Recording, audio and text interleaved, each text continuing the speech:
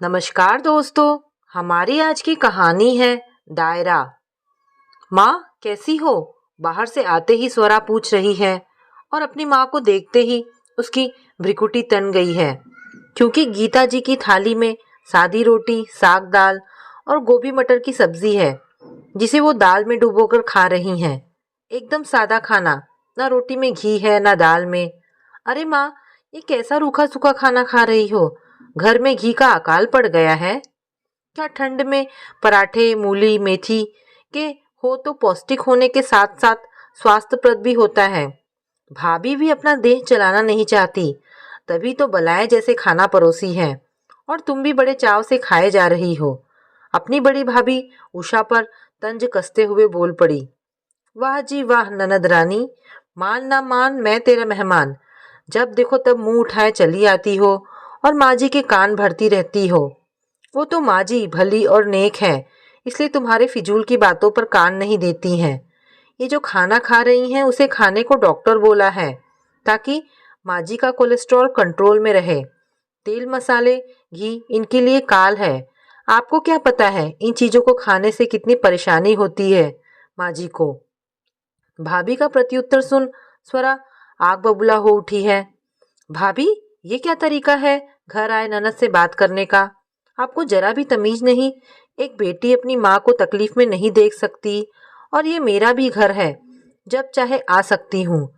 कोई अतिथि नहीं कि मेरे आने पर आपको 100 बातें कहने को और मिले और तानों के बाढ़ चलाती रहो। ये मेरी माँ है, जब चाहे मैं आ जा सकती हूँ। आप बहू हैं, इसलिए हद में रहिए और बहू होने के नाते दायरे को पार मत करिए, समझी ना आप? अच्छा तो ननद रानी मेरे को शिक्षा दे रही हो? वो ऐसी भाभी को जिसको आए तकरीबन 20 साल हो चुके हैं, और तो और तुम्हारी शादी के तमाम रस्मोच्चार को भैया भाभी ने संपन्न कर तुम्हें दामाद जी के साथ विदा किया था। 45 बरस की भौजाई को 35 वर्ष की ननद ज्ञान बांट रही है। वो भी अपने घर के काम काज छोड़कर चली आती है नैहर के दुख को ताड़ने।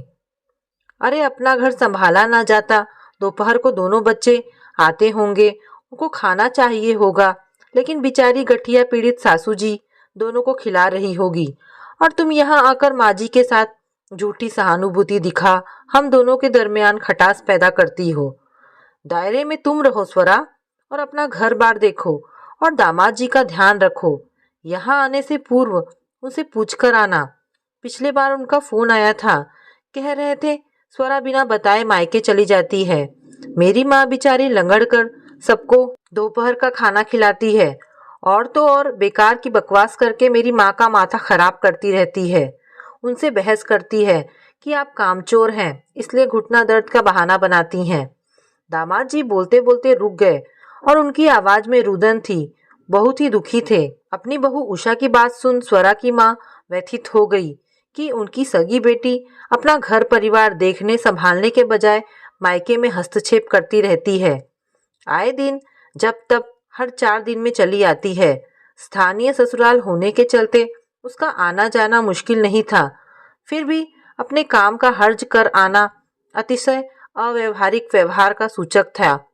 बेचारे नाती नातिन स्कूल से आकर अपनी मम्मी को खोज रहे होते होंगे, लेकिन ये यहाँ खुशी साझा करने नहीं आती, झूठ मूठ का भाभी को जलील करने आती है।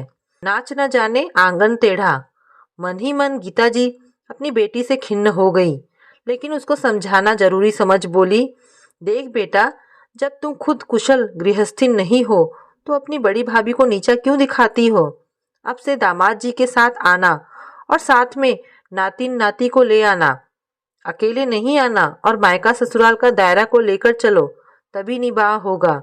यहाँ उषा बखूबी मेरा सेवा शुश्रूषा करती है, मेरे खान पान और दवा वगैरह को खुद ही देती है, पूरा सम्मान देती है, तो भला और क्या चाहिए मुझको? अपनी माँ की बात को गांठ बांध लो बेटा।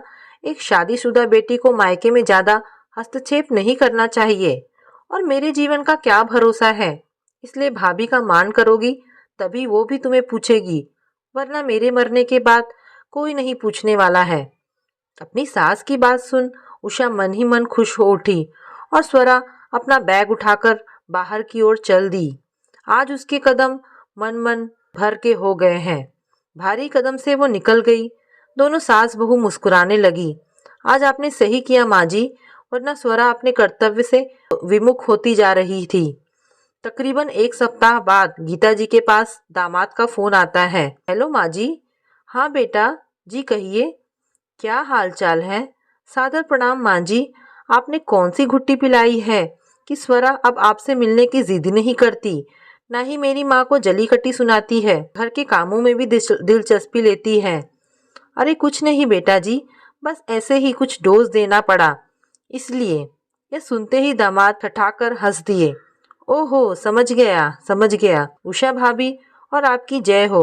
कमरे में ठहाके की गूंज सुनाई देने लगी। तो दोस्तों, ये कहानी आपको कैसी लगी मुझे कमेंट करके अवश्य बताएं। धन्यवाद दोस्तों।